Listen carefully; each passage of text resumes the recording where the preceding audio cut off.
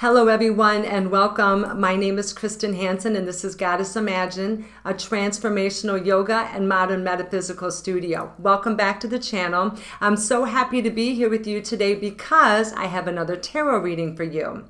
This is October 2nd and we have officially entered into All Hallows Eve. To me, this is the most magical time of the year because the veil between the worlds is thinning and we're able to connect to the spiritual realm more clearly.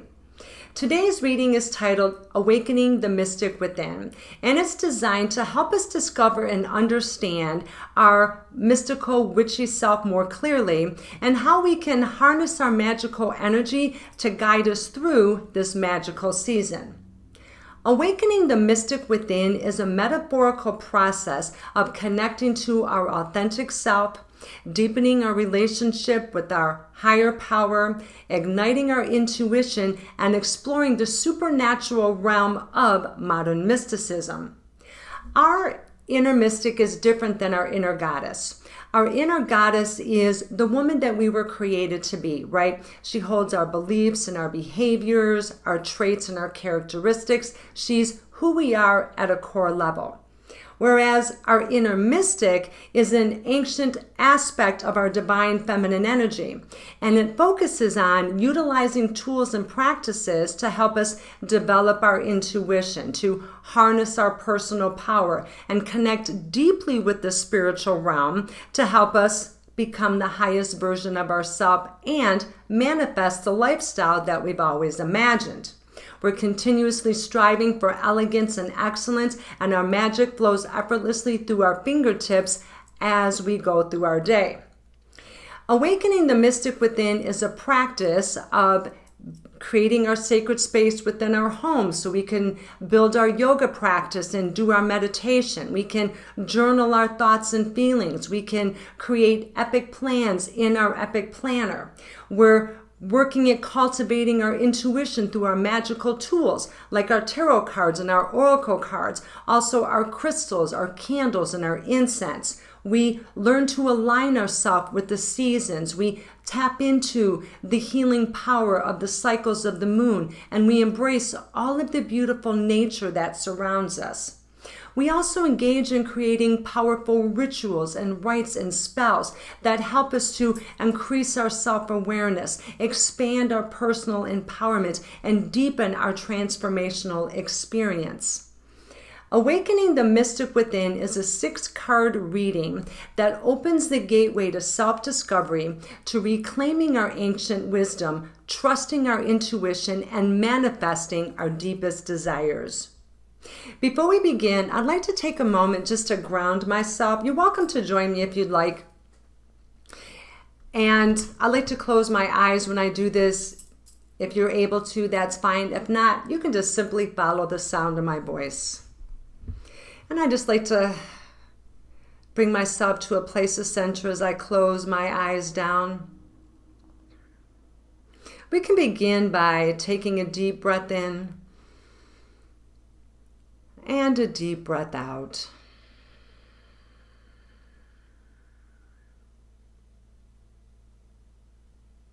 We can invite our higher power and spiritual team to join us.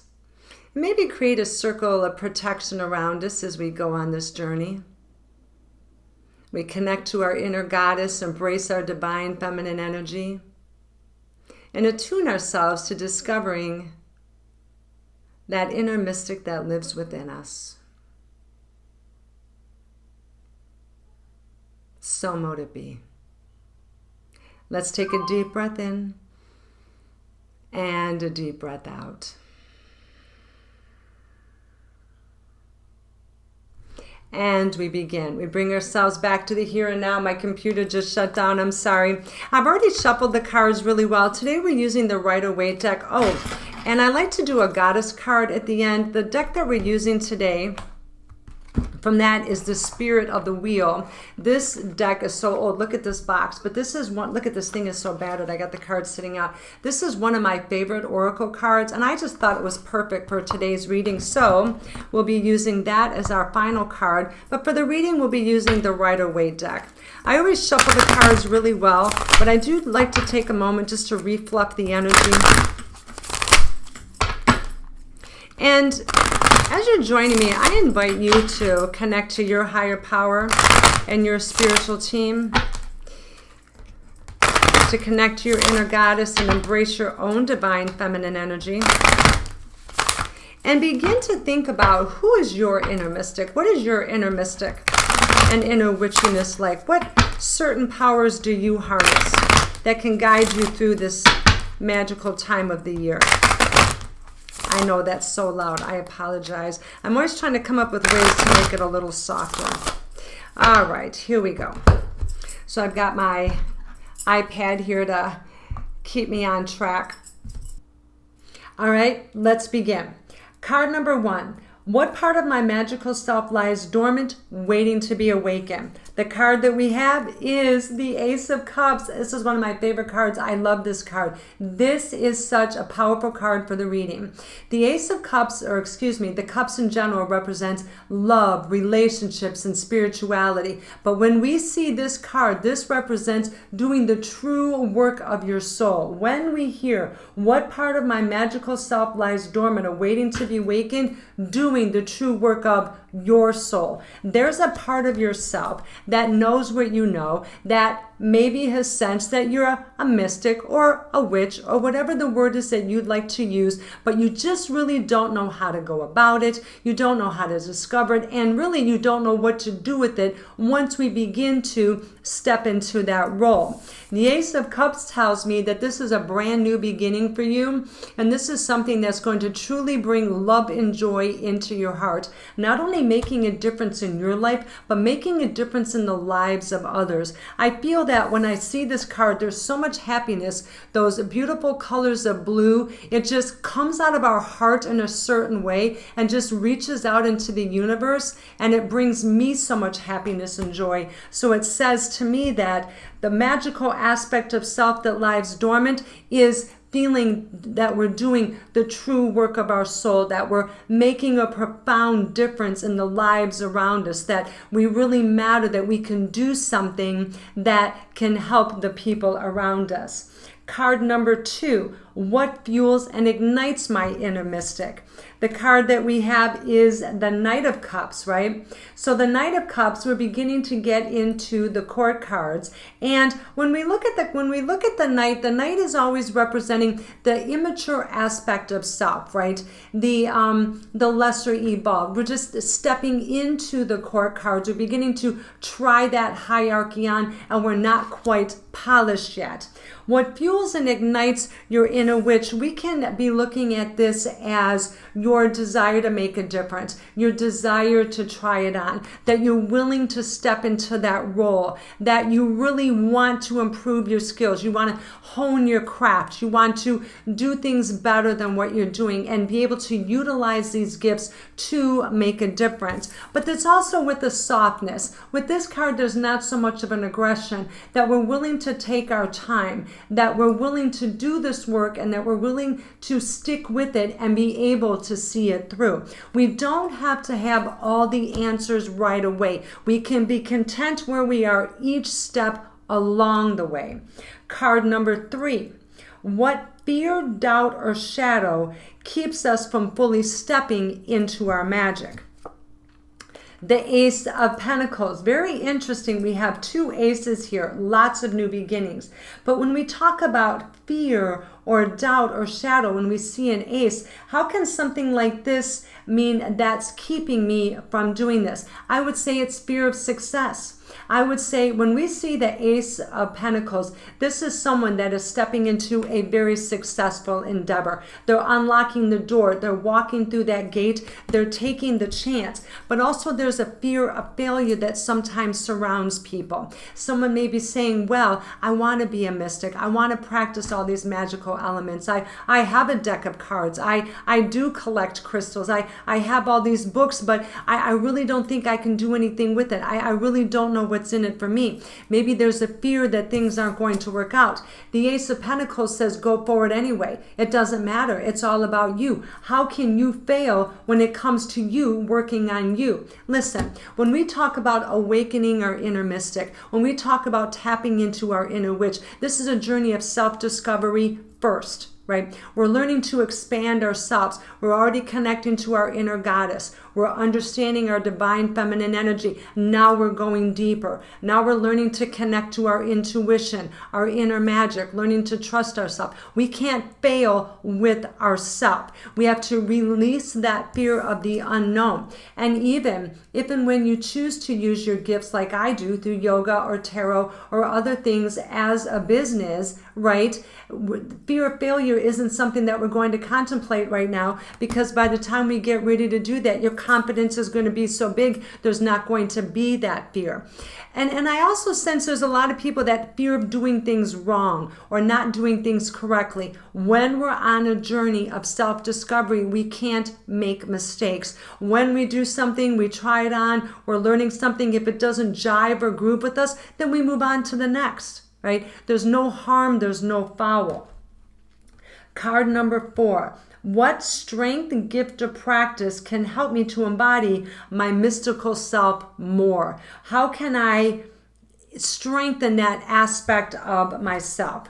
The card that we have is the Six of Swords. Now, the Six of Swords here can represent moving away from a situation, but with intention. There's no resentment here. There's no regret. This person is taking action and they're doing it quietly. Even though we see the swords, and swords can represent storms, they also represent cutting a clear path through, right? We're taking the sword and we're slicing through the bullshit. We're making a clear line from one end to the other. When we talk about what strength, gift, or practice can help me embody my inner mystic, is cut a straight line to it.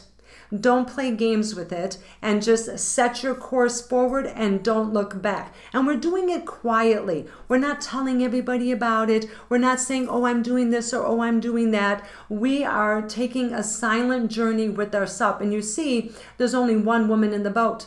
It's only her that's moving. And she's moving into a more tranquil surroundings. I will tell you this. If not only in the journey of transformation, of learning to become the woman you were created to be, and manifesting a soulful business and the lifestyle that you always imagined, you are on a journey of self-discovery. It is transformation. And as you work to improve yourself, it really is all about you. It's not something you can bring a best friend with or maybe your partner, because only you can transform. When we see this card, this reminds us to keep this to ourselves, that this is our journey, and to keep that clear line, because if we begin to involve people, if we begin to tell people, then we begin to invite that chaos and confusion around us. We want a clear path to which we are headed. Card number 5. How can I weave my magic into my daily life during this sacred season? I always call it the sacred season, I know. The card we have is the Seven of Cups. Now, the Seven of Cups also represents distraction, too many choices, going down too many roads, right? It can also represent having a wandering eye or being distracted by other beautiful things. When we decide to awaken our inner mystic, when we're stepping into mysticism and beginning to study and begin to understanding what that is, that we don't want to roll into it like a barrel and go and buy and be like me and buy 25 decks of cards and 18,000 crystals and 52 books, actually 42, there's a story to that, and all the other things, and then become completely overwhelmed by our decision. The Seven of Cups says start small. Start with one thing. We see this little highlighted thing right here. Pick one thing that you choose to focus on this journey and hone that in, and then we can begin to expand with others, right? I started with the cards, although I always did have, well, actually I lied. I started with books, then I went to cards. But cards was what opened the door for me to understand myself and my intuition and the way my mystical, magical self worked. With the question, how can I weave my magic into my everyday life during this sacred season? We do it one step at a time. We take one thing and we begin to institute that. We begin to weave that into our everyday life. Maybe you'll begin doing readings for yourself. Maybe you'll go buy yourself 1 or 2 crystals. That's what my daughter did. She started buying herself a crystal a month. Maybe it's buying a book. Maybe it's taking a class, right? But that's how we begin to weave it into our everyday life. That study, that practice, that being, and that doing is what helps us to awaken that inner self with us. When we cloud our mind with too many things, we become overwhelmed. What happens when we become overwhelmed? We quit, right? We don't want to do it anymore. We want to take our time in the practice, focus on one thing at a time, just like with the yoga, right? We start with our yoga practice. What do? Every morning when we get up, we do our yoga. We ground, center, and focus the mind, body, and spirit. We bring ourselves into our whole self. We connect to our higher power and our spiritual team. We connect to our inner goddess, embrace our divine feminine energy. That's our habit. That's our ritual. And you will do the same thing with this by not getting distracted by too many things. And when we put this whole thing together, right, what part of my magical self lies dormant is doing the true work of our soul, right? Opening up ourselves. Spirit's coming in with the hand is giving you your gift, your opportunity on a platter. It's saying, here, please take me. I've been waiting for you. I've been waiting for something to open your mind to receive me, right? When you are in the flow of doing the true work of your soul, there is no greater feeling than making the difference in someone else's life. I don't do this work for me. These messages don't come from me. I have to wait until my higher power tells me what it is that I have to say. Card number 2, what fuels and ignites our inner mystic is getting started, trying it on, being willing to be in that role, even though we're small. We may stumble, we may fall, right? But there's no way that we can make mistakes. There's no way that we can falter because we're doing this for ourselves. When we talk about fear or doubt, we take the chance. We don't let fear of failure get in our way. Like I said, we can't fail. This is our self that we're working with. And when we get to the point of working with other people, we're spiritually guided. If we're studied and we're sound and we're doing things methodically and correctly, you are not going to fail. When we talk about our strength, our gift, and our practice, we keep a clear line going. We don't get other people involved. It's like we're silently embarking on this new journey. There's no clouds here. Just a little ripple in the water here of getting started. That rest is smooth water. We're all good here. There's nothing to worry. We're going on our own. We're not taking anything with us. We have a guide. But we do not have a co-pilot. We are on our own and not getting too distracted. When we begin to weave these elements into our everyday life, we want to stay focused on one thing, and then we begin to branch out after that. Our goddess message is, like I said, is from my Spirit of the Wheel deck. These poor cards have been through it. It's one of my favorite decks in the world. If you don't have it, I recommend it to everybody.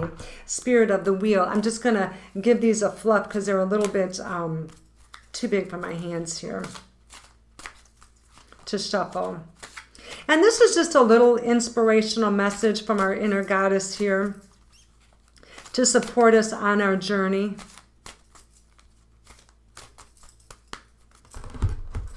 And I'll dig from one deep inside here. We're not even going to look.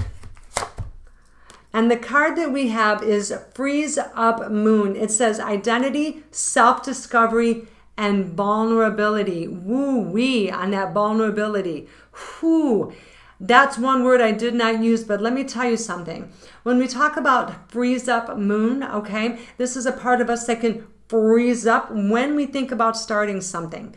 It's always fun to talk about, contemplate, dream about, oh, I'm going to do this, oh, I'm going to do that. I want to be a mystic. I want to be a witch. This is my calling, whatever. And then it gets real when we begin to try it on and then begin to have real experiences. Yes, it is about our identity, about who we are, and also self-discovery, but there also has to be a willingness to be vulnerable in the process. And for women like us, vulnerability is terrifying because we suffer with so much trauma and drama. We have this wall put up around us. But to be a mystic, right, to be witchy, to have that witchy vibe, we have to be willing to be vulnerable. We have to open up our mind, body, and spirit. We have to be willing to open up to our higher power, to truly trust spirit, to be in the moment, to try things on, to be willing to fail, right? To be willing to take that chance.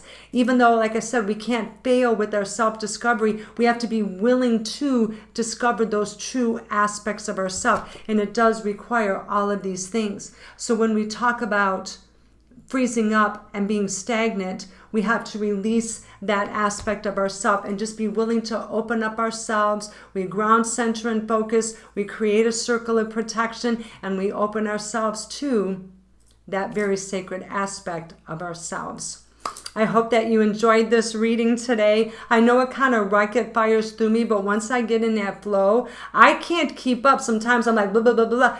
It's hard for me to put into words once spirit taps into me. So thank you very much for joining me today. I truly appreciate your time. I hope you find this reading helpful. And if you could please like my video, I truly appreciate it. Also, if you haven't followed my channel, I sincerely invite you to do that as well. I am very grateful for my followers, and I truly look forward to creating more entertaining and enjoyable content for you. Thank you very much, everyone, for joining me. I hope that you decide during this sacred season to awaken your own inner mystic and then see what the world has in store for you. Thank you very much for joining me, everyone. Have a wonderful day, brightest blessings, and I will see you all next time. Bye, everyone.